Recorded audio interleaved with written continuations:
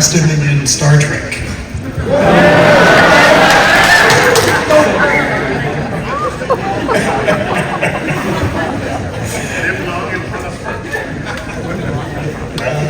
Close. Welcome to the 501st Legion and costuming in villainous costumes in the Star Wars universe.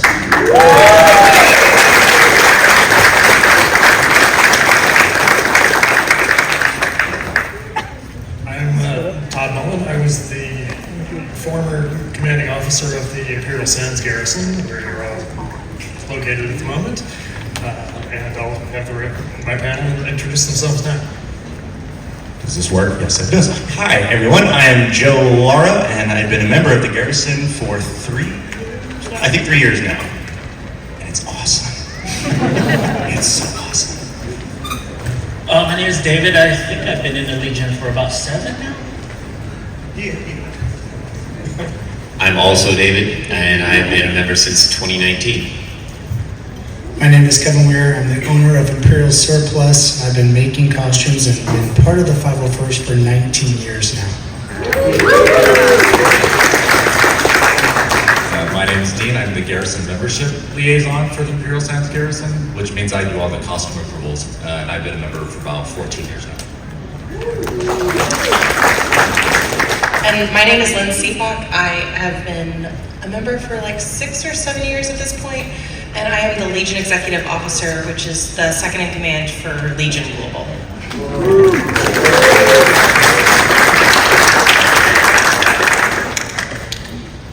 All right, so Lynn, since this is kind of your organization these days almost, could you tell us a little bit of history about the Legion? Okay, so the Legion has been around for it's many, many decades. We have about 15,000 members across about 70 countries at this point.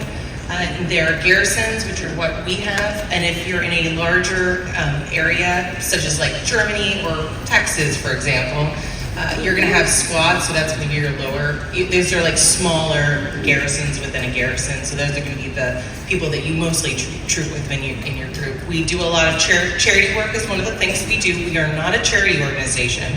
That is one of the things that sometimes people get confused about, because we do a lot of charity work and we work with a lot of charities.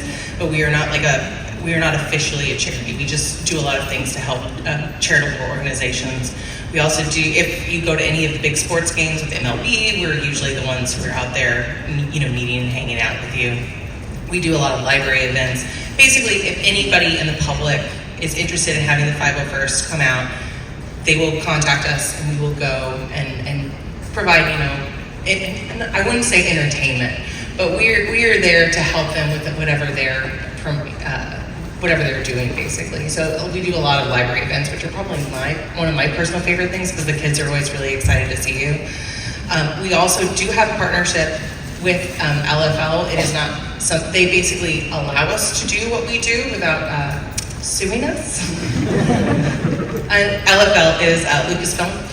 Obviously, they are owned by Disney, so also we have to do a lot of things with Disney. Basically, we are graced by them basically saying, hey, you can do this, you can use our likenesses and things like that without getting in trouble, but that also means that we have to follow certain rules, just to make sure that we stay in their good graces and we have a good relationship with them.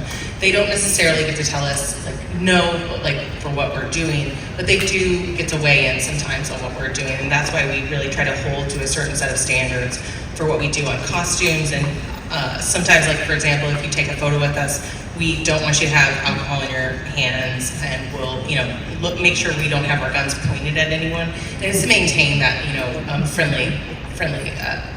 The bad guys doing good, as we like to call ourselves. We may be bad guys, but we're good guys and doing good things. Great, thank you. And you're all here pretty much to learn about the costuming. But how do you become a member of the 501st after you've created that costume? Can you answer that for me, Dean? Yeah, I'll take that. So to be a member, you only have to be 18 years old and have what we call a screen-accurate Star Wars costume. And we publish standards for every costume type. So once you build it to those standards, then you submit it to your Gmail, which if you're local, that would be me. And then I would basically review that costume and make sure it's up to standards and make sure it's screen accurate. And screen accuracy basically means like as close as practical to what you see on screen, right? Sometimes you can't get exactly right, sometimes the materials aren't available, but our goal is to be as close as possible to what you see on the screen. So, and that's it. Then once you're approved, you're a member. So we don't discriminate at all on size or weight or height. You can basically do any costume that you want.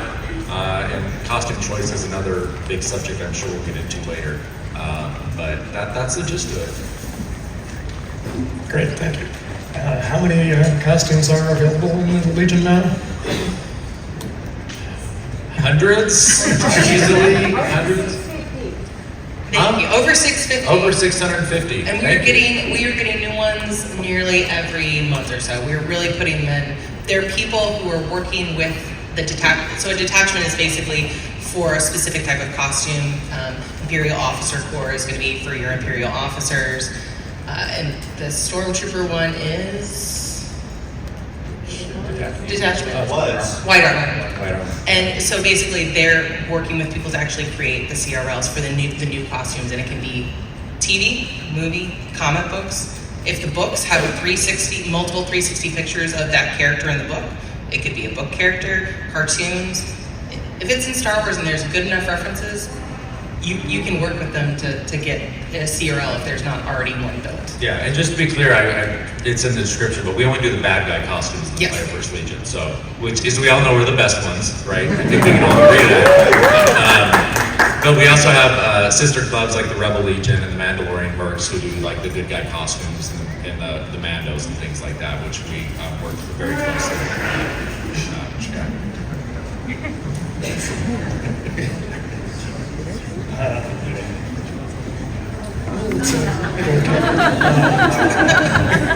Can you tell us about the kind of events that you like doing?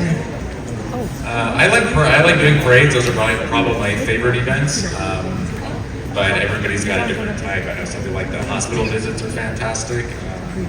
Yeah, like I said, I really like the library visits. The kids are always really excited to have it be there. And we get to do silly things like, do story time with Darth Vader and, do little crafts with the kids. I always really enjoy those kind of smaller events at those libraries. What about you guys? What are your favorite events? I like the charity ones. Yeah, definitely the charity ones. I know we've done. We do a lot of that. There's a certain thing going to a Padres game and being on the field, and that's neat to go do. But there's I know we did one earlier this year. It was a special needs prom, and we're out there on the dance floor with these kids, in our costumes, and that was like far and away the most rewarding thing I've done, wearing the costume in my time in the Legion for sure. I think my favorite is really dependent on the costume that I'm wearing. So if it's a long and hard troop, and I'm in like my Jango Fett, it's not my favorite because my jetpack will start weighing me down and my shoulders start aching after about 2 hours. And yeah, so then it doesn't become my favorite. But then when I'm in a nice, easy costume, like they're all my favorite. So whichever event we do, then it really doesn't matter. But I'm just being real. But the members can attest to this. Like the comfort in your costume really depends on sometimes the type of troops that you want to volunteer for. Our Chewbacca here. I don't think I'd want to be in that costume out in the sun all day.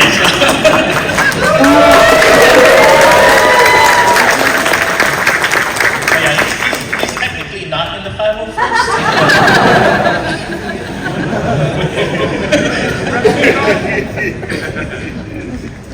We let him hang out with us anyway.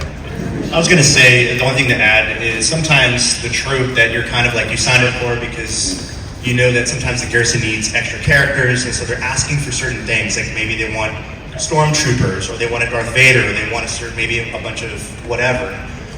When you get there, the troop all of a sudden becomes really amazing because the energy you're getting back from the guests, from the people that are hosting us. And I think, honestly, as an introvert, wearing a helmet is pretty awesome. And you can actually become a character that you're not normally not, right? Like associated to. that you're a fan of, and that energy just makes that specific troop special, and you weren't even really looking for it. It's really about the people at the end of the day. Yeah, for sure. And I mean, one of my favorites always is the NAFL Centro air show that we do every year. It's great. We get to go out and do things behind the scenes with the pilots and support the military. Many of our members are either current or former military, and we go out and play what they go out and do for real. All right, so costumes, huh? Yeah. All right, so tell us about making a costume and making the CRL for it, Joe. Okay, making a CRL. So the costume reference library is it's a library, right? It holds all the costumes that are approved in the Legion. So that means one person had to go and make the costume and get it approved to be in the library. It's a task, especially if it's the very first one. And so I actually went through this process without even really realizing it, because I said, like, I've only been in Legion 3 years. So I fell in love with this character called Tech from the Bad Batch.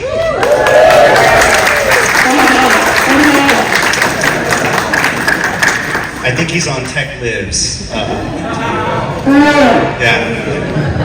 Yeah, so in season 7 of the Clone Wars, it was amazing, right? We saw this awesome arc, saw this character. I gotta build this thing. I wasn't even in the Legion, had no idea. I just said, I need to build this thing.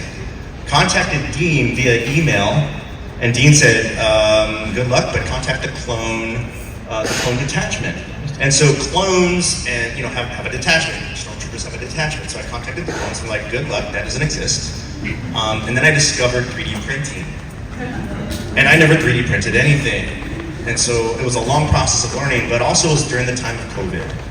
So I had a lot of time to myself as an introvert, yes, right? And just kind of learning YouTube, figuring it out, and then finally built this character that I loved. And so a lot of passion, a lot of time went into it. And then sure enough, like, hey, you want to be the CRL? Okay, sure. A lot of references, back and forth, fix this, fix that. And was able to have the honor of being that first in Legion, which was kind of cool. Yeah, and that's a lot of it was help from Dean and actually people that I never met from that detachment via email, via text, via phone call saying, hey, change this, you might want to try this. So there's a lot. I wasn't alone. Even though I was alone, I really wasn't alone. And that's another really cool thing is the Legion, all our brothers and sisters, and everybody here is to help one another, and that's what makes it, again, special. But the great thing is, like, once he went through the process and that gets published as a CRL, that's a roadmap for anyone else who wants to do that costume. Because all the research has been done, all the decisions have been made, it's all published, it's all documented, and it basically gives you a step-by-step list of everything that you need to do on your costume to get approved. So, and that's happened for every single of the 650 costumes in our library. Someone has gone through and done the research for you. So there's this published roadmap that you can just go to the website anytime and look and see what you need to do to make that costume. It's amazing.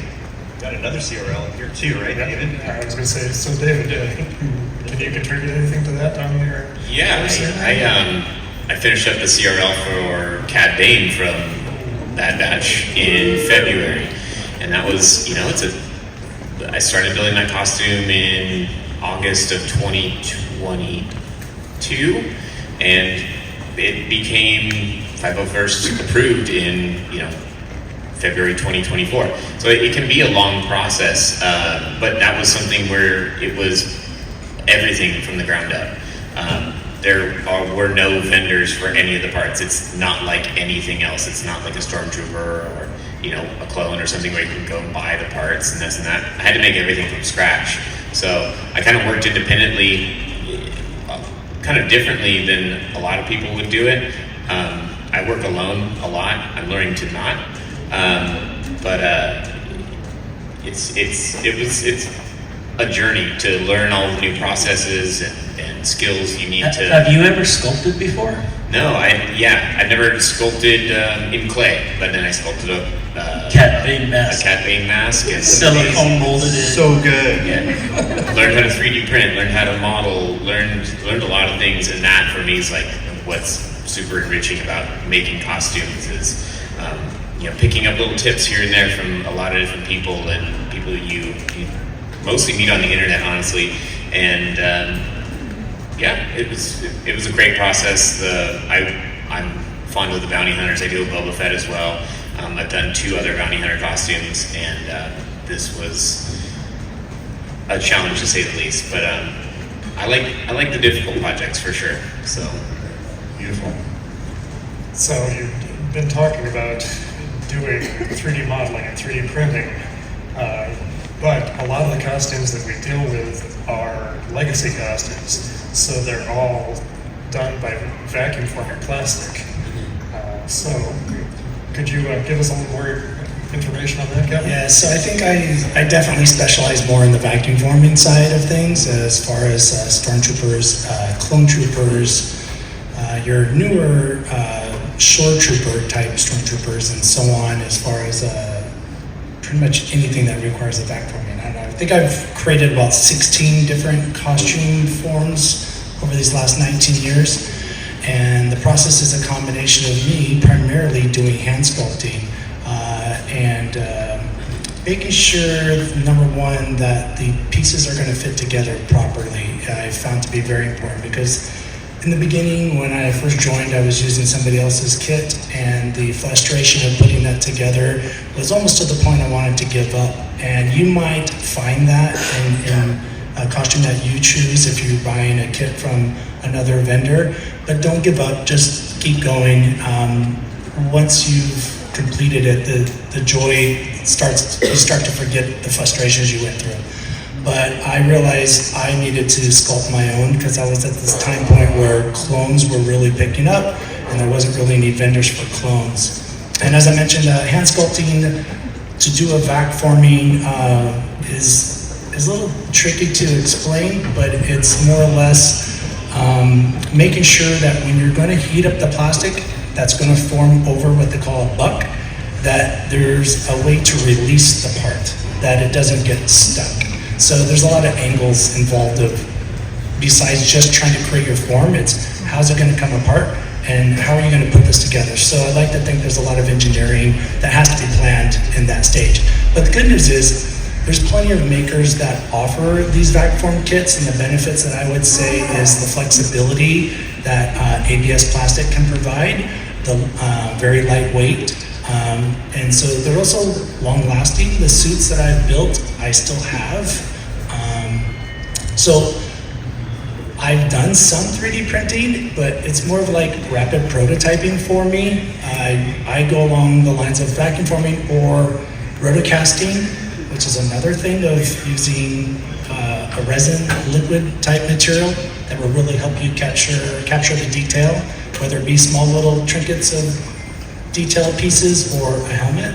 So the list of materials go on and on: flexible foams, expanding foams, flexible materials. All of those different materials are, a lot of it's what's still used in the industry today, and it's the same type of materials that I use for the various costumes to capture those details. Because if you've noticed, in my opinion, since Disney's taken over, the costuming has gotten to an extremely high level of detail. And it's not like the original Stormtroopers, where the detail was sort of soft, because it was just all vac formed.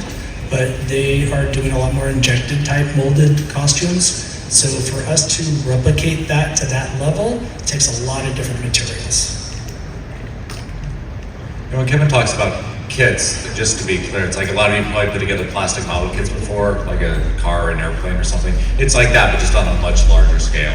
And you can actually purchase those from someone like hobbyist makers, like Kevin and others. And then you'll have probably maybe like 80 to 90% of the parts you need to put it together. So that makes it a lot easier, so you're not having to like, oh, I have to create it by scratch, or I have to learn to vac form myself. That there are vendors out there that you can mostly like just buy all the parts and assemble it yourself. Do you have any recommendations on any vendors that are good or bad Well, that's Yeah, Imperial Surplus. It's a good one. Fantastic vendor. There's lists on the detachments. There is a section called the vendor list. Who are those? I would consider your trusted vendors who have been reputable, of someone you can purchase from who will actually deliver. And number one, and then number two would be the quality of the kit, making sure that it's going to meet even just the bottom level of approval within the 501st, because there's some kits you might get that don't. Just like eBay and Yeah, be careful. eBay, Etsy, Be careful. Facebook Marketplace, all those kinds of things might not be the best choice to search. it might not be approvable at all. Yeah. So you could spend a bunch of money and then put it together, and then it just doesn't meet the standards. You also got to be aware that there are members that will sell their old costumes, and they'll tell you, oh, it's 501st approvable, but if it doesn't fit you properly, then it really isn't approvable. So it does have to at least fit you or custom to you for it to pass. So just be careful when you're buying stuff online. And to be honest, some people will be selling their old costumes and say this was 501st approved, and the CRL would have been updated. And if the costume library costume has been updated for whatever reason, if you already have that costume, it's grandfathered in, you're good, you don't have to worry about it. But if you sold that costume to someone else, they would have to update it because they'd be, applying for the first time with that costume, which would mean that costume is not approvable. And most of the trusted vendors will say that this costume basically has been approved in the past. Because there is no guarantee, even if it has been approved in the past, that it will be approvable in the future. Usually it has to do with the way you put it together, things like that. And we'll talk about armor parties, but yeah, basically those trusted vendors usually will make no guarantees on you being approved in your costume. Yeah, so I think the main takeaway before making any purchases, you reach out to your local garrison, because we have so many resources to help guide you in the process, and we're happy to do so. It's very important to do your research. Yeah, if you stop by our booth on the mezzanine, we actually have a postcard, and on that postcard has all the websites and forums of all these detachments. Like whitearmor.net would be all like the stormtroopers. We got the Bounty Hunters Guild. You'll see Boba Fett in there, Jango Fett in there, Cad Bane in there. So all the bounty hunters across the Star Wars IP. So if you are thinking about joining, think about what costume you want to wear, and then get involved with that detachment or forum. You don't have to be a member to join those forums. You can just go in there, sign up, create an account, ask questions, and that's what they're referring to. Like who are the vendors, who are the makers, who's trusted, and everybody in there will tell you like who you can go to and who to stay away from. Because there were former makers that for some odd reason burned their bridges, and we want to steer you away from those type of individuals, because we've had people spend thousands of dollars, and then like a year or two later, like they have nothing to show for it, and whoever the maker was ghosted them. So you just gotta be careful, and that's what we mean about making sure you do your research. Not just that, just to kind of lighten things up a little bit, we were talking about that there's no size discrimination. So there will be vendors that also make different kits in different sizes. So that's another thing to maybe consider of what vendor to choose based on what might fit you best. And do you have any recommendations on specific costumes that you should avoid if you're... Well, I guess it also kind of breaks down to what are you most comfortable with, or what do you connect most with. For me, I like to say, if you're going to choose a costume, make sure it's something you or a character that you are really connected with, because you're going to spend a lot of time and a lot of money making it, and you wouldn't want to be halfway through your build and go, yeah, I'm really not feeling the vibe for this character. I wish I would have chose someone else, which is fine, but you want to just consider that from the beginning. Make sure you're really invested into the character that you're about to build, and maybe before that, you can actually get to know another member and actually talk to them about how comfortable is it wearing a full armor, head-to-toe type character versus maybe a soft good character, or a character that has some armor parts but mostly soft good. It's good soft goods. think about what your body needs. How are you going to be, if you're locked into a costume for a long period of time, whether it be one with a helmet or one without a helmet? I think those are all the things you want to ask yourself first. Yeah, that's great input. But the primary thing is like, what costume do you have a passion for, and what character do you really relate to?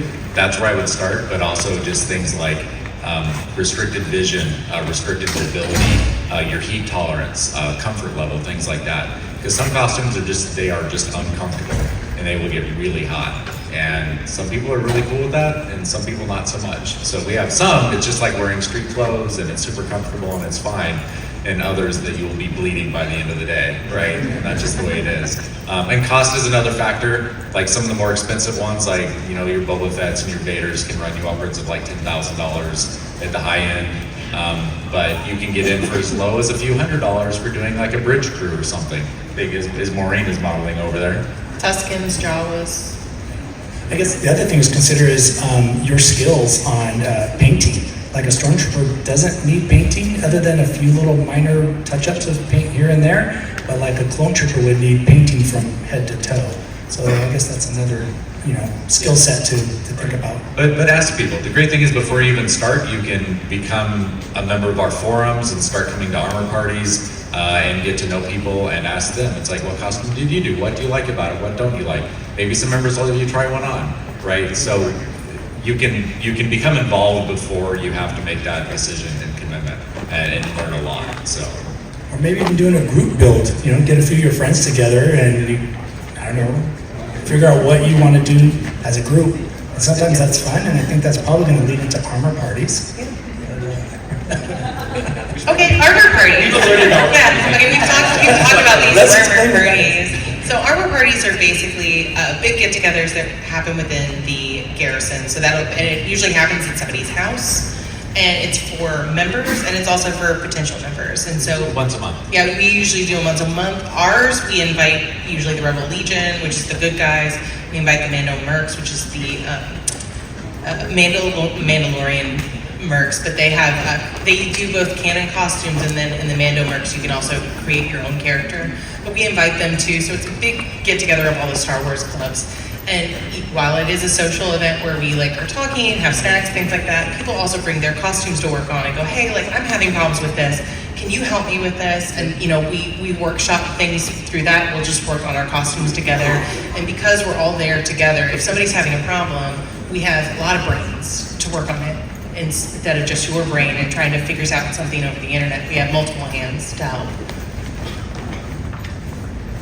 And it's potluck, so just bring whatever you like. I would just say on the whole thing of picking a costume to start, I did what most people don't do, and I started with what is considered one of the most difficult costumes from the very get-go with no skills in costume building. I wouldn't recommend it. I would definitely say build a stormtrooper. If you want to do something with armor, build a stormtrooper. Learn the skills, learn the people, get to know your local garrison. That is a great costume. I'm now finally, after building 3 very complicated bounty hunter costumes, going and building a stormtrooper and having a great time. There's something to be said, I know Joe will attest to this, is a group of stormtroopers together at an event is second to none. It's sexy. Yeah, so sexy. It's, for lack of a better term, harassing people. Not really harassing people, but being the stormtrooper, being the character, is something that's really adds a lot to the experience for somebody on the other end. And that comes back to the screen accuracy part, because we really strive not to be like a guy in a stormtrooper costume. It's like you are a stormtrooper. Our costumes are that accurate, and the impact it has on the fans, who are fans of movies and little kids and stuff, when they see you, especially in groups, like you mentioned, it's just so powerful. It's a great feeling. I mean, they are screen accurate to the point where, I know some of you can tell the stormtroopers apart, can tell each other apart when you're in your stormtrooper costumes. To this day, the minute you guys put on those helmets, I don't know who's who. I just have to hope that one of you talks. Well, it's at the point where Lucasfilm will use us as a resource for some of their like shows and things like that. If they are showing like, hey, we're doing like, you know, this new show and we need like 20 stormtroopers, they know they don't have to go out and like create all the armor and build it. They know they've got a resource of like, hey, we've got these like 15,000 guys, like all screen actor costumes that we can rely on. So. And locally, we have gotten tapped several times for participation with Lucasfilm. You may have seen the Apple iPhone commercial. Yeah, I couldn't remember what the product was, but I can tell you that all my friends were in the commercial. Yeah. I think that's a great point of you get to become the character, and honestly, that's kind of a responsibility. Stormtroopers act a certain way. I know we have some awesome Jawas over here, and I have a really close friend who wrapped her kids in little Jawa costumes and said, hey kids, become kleptos and just start stealing everything you can find. And all of a sudden we're finding exit signs and all kinds of things. You know, it's just so awesome. Yeah, it's great. And honestly, like the reaction from the people again is what makes it fun. With Star Wars, this thing that we love so much, people have an expectation, and we've also had that responsibility on us to bring that for the people. And it was really fun going out and doing Halloween events and stealing candy from children. Great job. And keeping it. Usually I would give it back.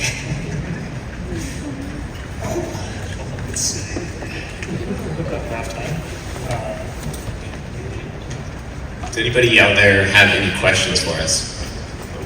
I think we'll have the microphones if we can. That way everybody can hear the question. If you can move to the microphone, I think that'd probably be best.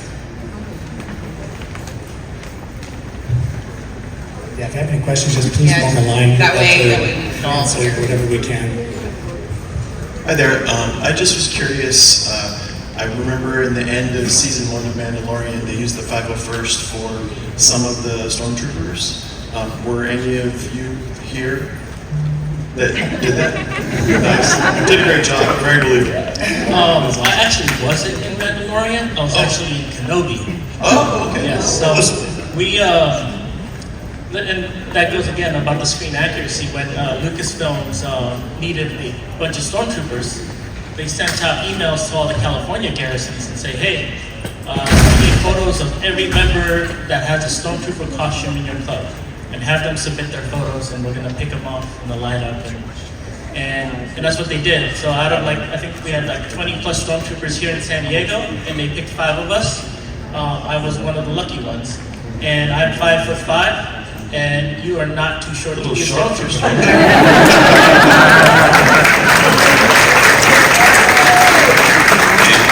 David will be signing autographs outside at Board. It's all about those camera angles. But yeah, it was a great experience, and that's why we kind of strive for perfection. And you almost have to be obsessive when you're building your costume to make it right. So I feel like the answer is probably yes, but I was curious if you include like voice modulators in the stormtrooper costumes to get that sound. Yes, we do. Yeah. Highly recommend.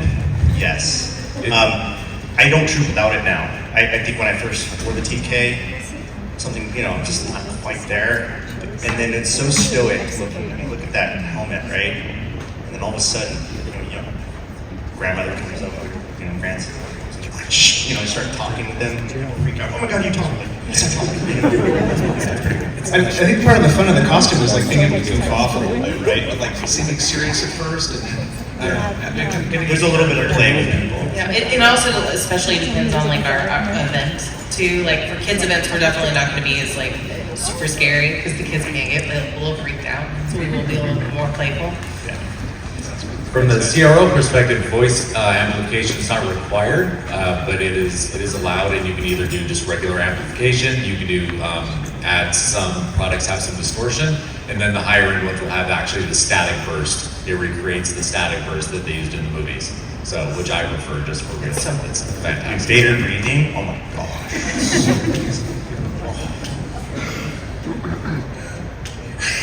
Kind of lost my voice, but what do you guys suggest for more like budget-wise? Budget-wise? Yeah, the crew costumes, pretty much the all-fabric ones are going to be your least expensive. So crew members, officers, Jawas, things like that. Any other ideas for?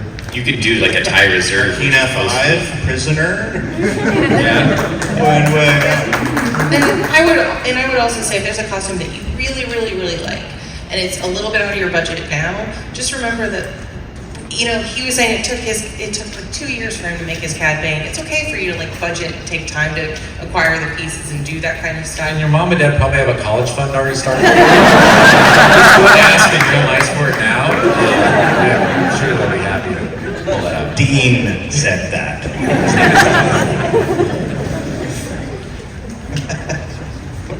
Hello, my question is for the gentleman that does the Stormtrooper. I can't remember which one was talking. I have bad memory. It does, that you made all the different Stormtrooper molds. Oh, yes, Kevin, yes. So I was looking through the CRL and I was curious if the Imperial Armored Commandos from Mandalorian Season 3, if you had gotten to those yet. They're like Beskar, they fly, they're fighting the Mandalorians. The Super Troopers? Oh, the Super Troopers. Yeah, no, that's not something I currently make, no. Oh, okay. So these things take time, and so that's one of those things. A lot of times we'll see them on the show, and it'll be about a year later they might be available. No, I was just curious. I couldn't find them in the CRLs. No, I'd actually You could be the one to make it. Yeah. There are a lot of those costumes where they've come out, and I know like Book of Boba Fett, Cat Bane, he's been out for a while, and they have not come up with the costume to the point to where it could be a CRL yet. So some of those take time for sure. Go ahead. I was gonna say, we're still creating CRLs like for costumes that came out like 30 years ago, right? Some background character in Return of the Jedi that nobody had ever done one, and somebody decides, yeah, I'm gonna do that guy you see for like 2 seconds in a background scene in the cantina. I want to do him. Speaking of that, is Wilbur Hood considered part of the 501st? He's Revolution. Okay. Yes. But yeah, But several of us have Will Hood costumes. It's a blast to wear at Star Wars Celebration. And if there's not a costume on the CRL, that like if you can't find it there, go to the detachment that it is a part of. So that would be part of white armor. And you go, somebody may have created a thread where they're actually working on the build. It just hasn't been finished yet. So somebody may be working on it. We just don't know about it because it's in that detachment for them. So you can go find it. And actually, in regards to the Imperial Super Commando, whereas nobody's making a kit for it yet, there are many 3D sculptors out there that have released models for it. Just, you have to be careful with what you're doing because it may not be what's going to be in the final CRL. Yeah. Good point. Hey, so just a question about your guys' tips and tricks on finding screen accurate pieces on a budget. For instance, do you guys have an approach looking at like specific deal sites, or what's your guys' approach to finding things to kind of minimize the overall budget? I mean, I'm going to be honest, for the Imperial Officer, there is a particular, like, from one of, like, it's not from, like, pro cosplay, but there is a specific costume that you can modify enough to get, has been modified enough to get approved, and we talk about it on the Imperial Officer Corps detachment. And that is one of the ones you can buy, like, cheap from, like, one of the China websites. It's, like, either Mint Costumes or Sky Costumes. Like, Cosplay Sky or something like that. So there is an Imperial Officer like that. And so sometimes that can be the route to go. But there are very few off-the-shelf costumes that are the cheaper ones that can be easily modified to be approved. So usually you have to start from scratch or from a maker that it's already made something from scratch. But usually it's, again, like he was saying, Jawas, Tuscans, bridge crew, things like that. Yeah, but as far as finding parts and sourcing those, the detachment is going to be your best resource. So we have a website for each costume type, right? And they will have all the information on where to find vendors, best quality for your body type, pros and cons. They'll have all that information for you. Okay, and then a quick follow-up to what you guys were mentioning with kind of the other like Sky cosplayers, those things. Do you guys have lots of experience with buying those and then modifying them? Like, is that a common thing? So I have an Imperial Warrant Officer costume. It's similar to the gentleman right here in the all-black suit. from Return of the Jedi.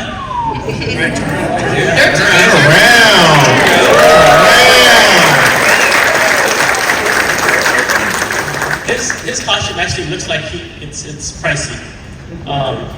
Yeah. So I got mine from one of the cheaper areas, and when I put it on, the fit just wasn't right.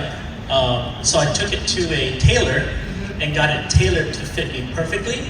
And then when I'm in it, I love Return of the Jedi and that outfit. And so when I put it on, it's like, man, I just look good in it. So you can get that suit at budget. I think I paid like $150 for it.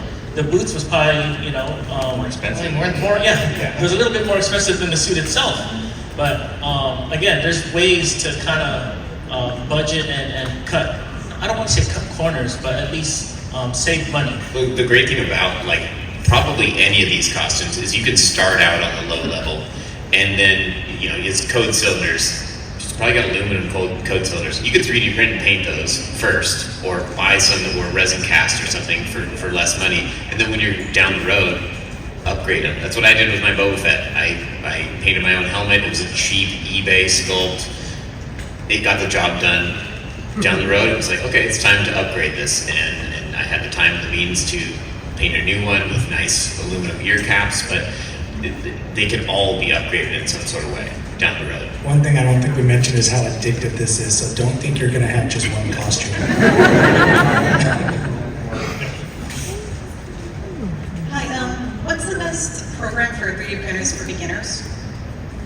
For printing or for modeling? Yeah, printing or modeling. Printing. It also depends on what type of printer are you talking about. Yeah. Or So resin. there's Have the wire. the FDM, the filament. Yeah, I don't want to necessarily give a brand. I mean, we could, but I think first of all, my first question is do you know how to 3D print? If the answer is yes, then that changes things. If you're just starting off no idea, it goes back to the research thing on YouTube.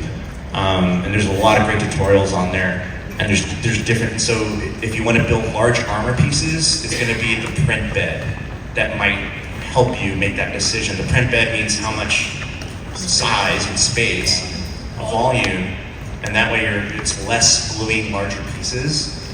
Versus some people will buy a tiny printer thinking they can print things, but they want to build this massive thing, and so it's like a jigsaw puzzle now, and it just makes it that much more complicated. So print bed size, there's never one quick easy answer. So sorry, but it just really depends on what you want to make. I'd say there's a really good thing to be said for having a wire feed like an FDM type printer to do the larger pieces, and then a little resin printer, an inexpensive resin printer you get for a couple $100 to print the smaller, more detailed parts. Yeah, a lot less sanding. You don't want to be sanding little itty bitty parts. I know Joe likes to do that, but that's can be a good combination of the two. So I know getting started is really difficult. So can I hear your time frame from when you decided you want to do this character, and when you got all the materials, and when you actually started, and when you actually finished? Sure. That can vary on depending on what costume you're going to do. And it depends on if you're getting your parts from different vendors, because maybe you're waiting. I'll give you an example. Just for this particular event, I was working on a costume for my son, and we thought we were going to be done by a certain day, and then we realized the gloves were going to be delayed by 4 more days. And well, this is me, I'm weird, but I like to do a lot of last minute builds. So my son's the one in the middle of there. We built that in the last week and a half. And that was him painting and doing his own thing. And so your direct connection to supplies is going to really determine your build time. Once you have everything, you could probably do it in a few weekends, you could probably do it in a few months. It just depends on the costume, but it could even take you up to a couple of years. When people say a few weekends, do they mean full time or after work? So I'll pipe in. So I'm a very slow seamstress. I sew very slow. It takes me a long time. I can't do things in a weekend. But my first costume, so I do General Hux, and my first General Hux costume was not approvable, but I had a lot of fun in it, and I wore that all the time. until, as I slowly got my other pieces that could be approvable.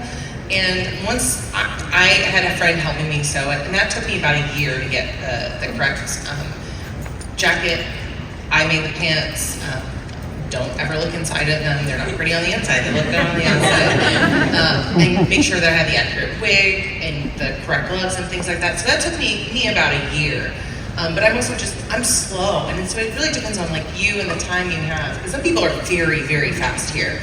And I'm much slower in that. So don't ever go at your pace and what's comfortable for you. Don't try to go by other people's paces. Find what's comfortable for you, I think. Enjoy it. Yeah. It's kind of, don't rush it, just enjoy it. It took me about a year and a half, I think, to build my Django Fett. I probably could have cut that time in half had I learned about the forums and joined the forums and asked the bounty hunters, hey, where can I get approvable leather pouches? Because I think my initial set, I spent $550 and it was not approvable. And at that point, you really couldn't return it because it was a custom made to fit me, and just the stitching of it was all different. So again, doing your research and finding what you need first and creating that list, it'll speed up your process by a lot. Otherwise, yeah, if you're doing it on your own, it'll take you forever. On the fast side, I've seen people put together like a stormtrooper armor just in 2 weekends, right? Couple. But that's what Kevin said. You have to have collected all the parts first, right? So you ordered the armor kit, you got that in, then you got the boots, then you got the undersuit, right? Then you got a fabric belt from somebody else, and then you got the voice amplifier, then you bought the gloves, then you got all the elastic, and you got the adhesive, and you got all that. Once you do all that, then you can do it in a couple weekends. It may take you a couple of years. Yeah. You're like, oh. And you buy the forms, taking all the notes, all the specifications where everything is. You wrap up your posse, people to help you, right? Get a friend to help hold it while you glue it. We need to encourage these people, not scare You bought about 50 plans, right? So, My stormtrooper that I wore on Kenobi, when LFL sent out that email to us and said, hey, we need stormtroopers, my stormtrooper costume was sitting in a box.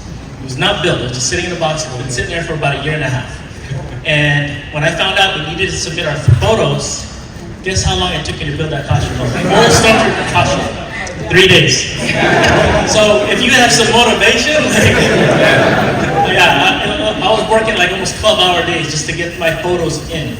And luckily I had friends in the club that had, plenty of TK costumes, say, hey, is this the right cut? Am I cutting it here? I'm gonna draw this line. Is this good enough? I'm like, no, take it in, or no, don't cut too much. And so luckily, a lot of my friends had a lot of text messages and a lot of photos coming from me, just so that I can get through that costume. Ask a question. Thank you. Ask a question. More question? Hi. I was wondering a couple of things. One is the material typically plastic or hardened plastic, or is there even metals introduced? I heard aluminum's referenced, but I didn't know if there were other metals that have been used for like helmets or armor plates. And then like the electronics of it, how difficult that is to work with metal. Yeah, that's a great question. Well, I mean, so if you ever, this David Megadeth right here, David, built your, I don't want to talk about your part because it's really cool. I'll let you do it. But real quick, so I'm building a Daimyo Boba, but it's the polyurethane rubber, so it's going to be the same stuff they use like the stunt actors. That's the first time I'm messing with that material. So you can get plastics, rubber, there's all kinds of materials. So hopefully that answers some of it. And then David, can you talk about that? Yeah, there's a lot now. I mean, the traditional things have been a lot, like Kevin said, lots of vacuum formed plastic. Obviously, there's leather belts. There's all kinds of fabrics. The flexible rubber stuff has really come on in the last few years because it's what they're using in the actual shows. And there's certain ways to paint it, certain systems of paint to get the finish right on those things. But yeah, there's anything and everything, 3D printed. But they did use metal. Actually, there's a aluminum bracket with a tab that supports the chest and back and shoulder belt together. That's what they're currently using on a lot of their new suits. So there's some metal, but it's not maybe what you're thinking, like an exterior metal armor. It's not used. I've seen a couple of Mandos do like their armor plates out of metal before, but That's kind of the Called best car. I think it's difficult to work with, and it's like super heavy. So I mean, there's cast aluminum pieces. Like Boba Fett has a lot of aluminum pieces. yeah, I think code cylinders and things like that out of metal, so accessories, but not actual like armor pieces. That's unusual. David, can you talk about the electronics? Because that was part of his question too, right? Electronics, the breathing device piece. Yeah, so I mean, most people, if you're in a helmeted costume, you're going to want fans in it. That's a pretty simple thing. You can get them from a variety of vendors for like $50. On-off switch, got 2 fans, keeps the air flowing in your helmet. That's like almost a must for anything you're wearing a helmet for. And a lot of the costumes, like Boba Fett, he's got a little display on his chest, and that's just like a little. If you go onto any of the forums, the Bounty Hunters Guild, the dented helmet, there's going to be reputable people to buy those things from. You don't have to worry. You don't have to learn coding or anything to figure that out. There's somebody who's already made it, done all the work. I mean, there's stuff now. People getting really intricate with stuff, but yeah. All right. Thank you very much for coming. On your way out, we'll have people that can give you the postcards that they were talking about with all the information on the detachments. And they'll also have postcards for our droid hunt. So if you want to help find the droids, you can get the information from those postcards. Win valuable prizes. You can get prizes after you hunt down the droids. If you have any other questions, we'll be out here for a minute. Thank you, everyone. Thank you for coming. Thank you.